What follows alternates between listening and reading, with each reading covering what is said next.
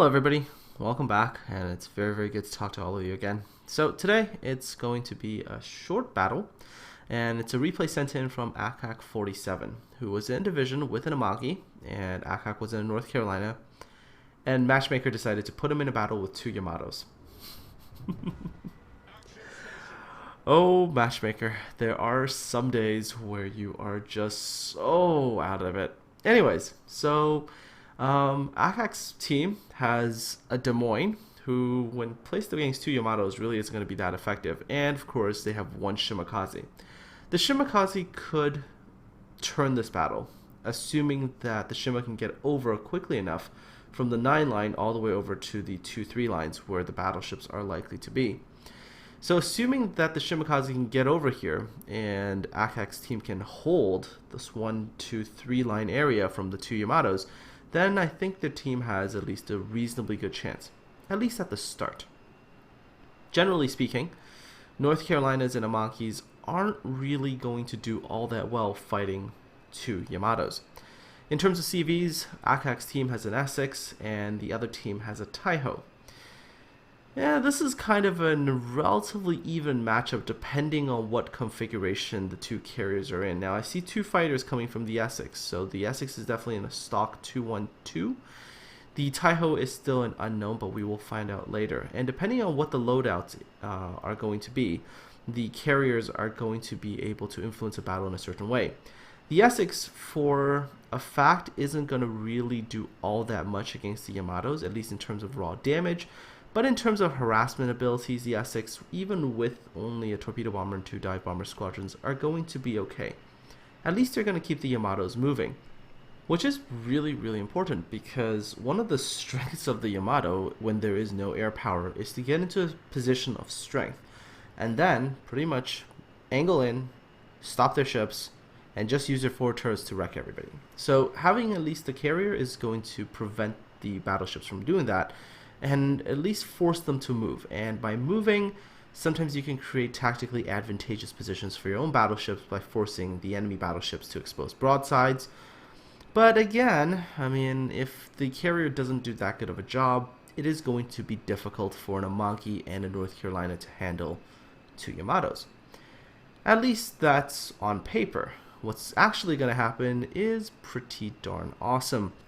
Alright, so now that we see the enemy planes pop out, and now we know what kind of configuration the Taiho's in. The Taiho's actually got a strike configuration, so 2 fighters, 3 torpedo bombers, 2 dive bombers.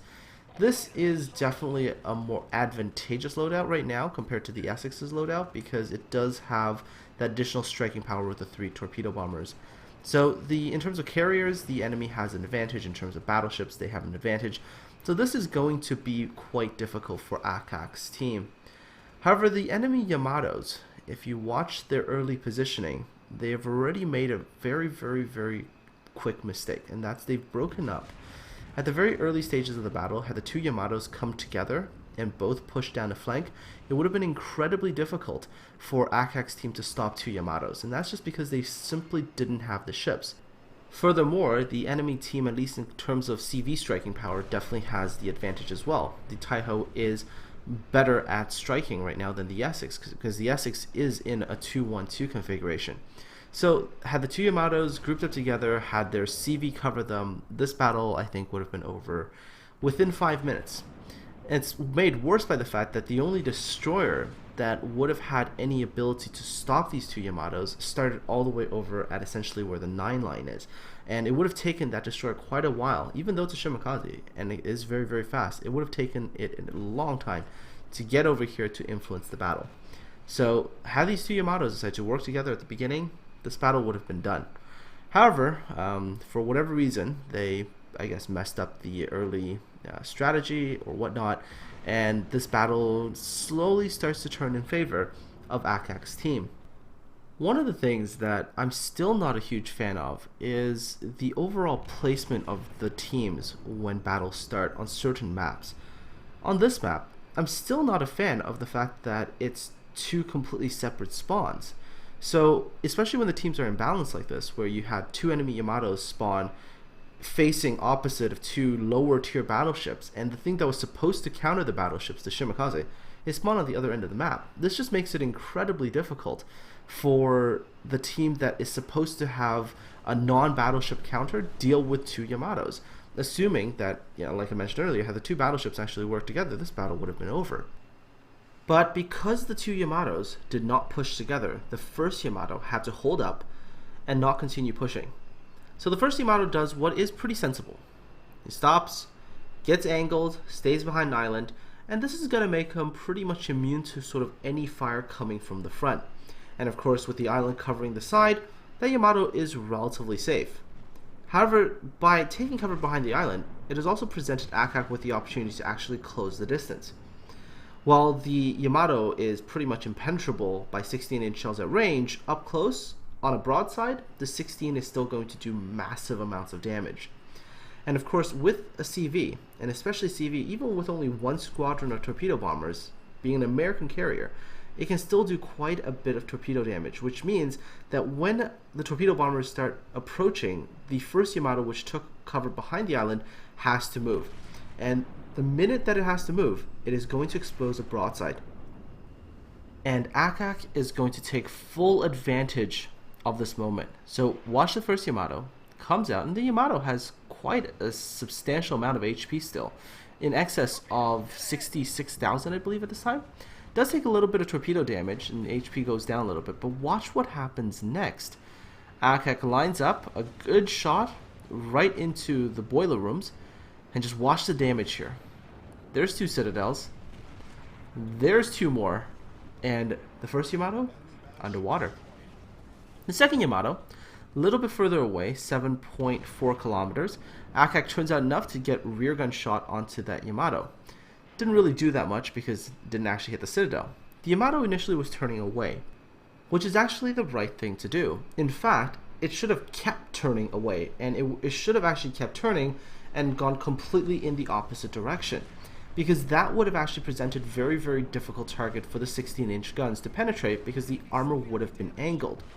However, the Yamato makes the mistake and turns in, and as it was turning in, it presented a really flat broadside, and ackack hit 3 more citadels, and that Yamato is really in trouble.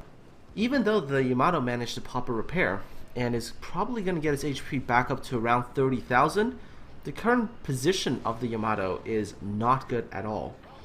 On one side is ackack, and by engaging ackack, the Yamato has to turn his guns to that one direction. ackack's division mate goes the other way. So that means if the Yamato continues to go forward, continues to engage ackack, then eventually the Yamagi is going to get broadside hits on the other side. At this point, ackack's HP is really, really low, and I believe that his mentality was to go for the ram if the next shot failed. However, the Yamato turns away, exposes the broadside, and ackack puts 3 more citadels and sinks himself another Yamato. So very, very nicely done, ackack. 11 citadels on 2 Yamatos, sending them both to the bottom. That was fantastic. One of the interesting things is, if you pay attention to chat, the first Yamato actually said, of course, when you are that close, and I can't try better position because of CVs. And that just shows you how important that one CV's single torpedo bomber squadron was in the outcome of this battle, because that's what forced the first Yamato to leave its protected hiding spot and to show that broadside to ackack, which ackack took full advantage of. Now, I have to say that the enemy team's loss in this battle was pretty much completely their fault. I mean, they absolutely should have won this battle. Had the 2 Yamatos done the right thing at the start of the battle, this battle would have been done. But of course they didn't, and by not doing the right thing, ackack and his team was able to take full advantage of that and swing the battle in their favor. Enemy team is down to a single Atago and 1 Taiho. And while the Taiho and the Atago are probably going to manage to kill ackack and his division mate, actually ackack's division mate just died to the CV. So while the Atago should be able to kill off ackack, because ackack really doesn't have so much HP, and as long as the Atago can get a couple of fires, ackack's North Carolina is going to be under the waves. However, the enemy team has absolutely no chance of winning this, because there is no way a single Atago and one Taiho is going to be able to deal with a Des Moines, a New Orleans, and a Shimakaze. And as long as ackack and his team is able to cap all the points, then this battle is definitely going to turn out to be a win. So ackack is still trying his best to engage the last remaining Atago. The Atago is obviously doing everything that an Atago can do in a situation like this. However, ackack lands a very, very nice Citadel, 2 hits, 17,000 damage off of the Atago. So the Atago is definitely going to be in trouble. Might be able to get off another salvo or two, maybe get another fire or two on ackack, maybe claim the kill, but ackack should be able to finish that Atago off. So, ackack, that was fantastic job taking advantage of pretty much every mistake that the enemy team made. It was fantastic seeing you absolutely rip 2 Yamatos and U1 in North Carolina. It was definitely a pleasure to watch. And of course, there you go, ackack gets the Atago. The Atago does actually kill off ackack as well, but of course, 14 Citadels in North Carolina is absolutely fantastic. Anyways, folks, I hope you enjoyed that battle, and I'm definitely looking forward to talking to all of you again soon.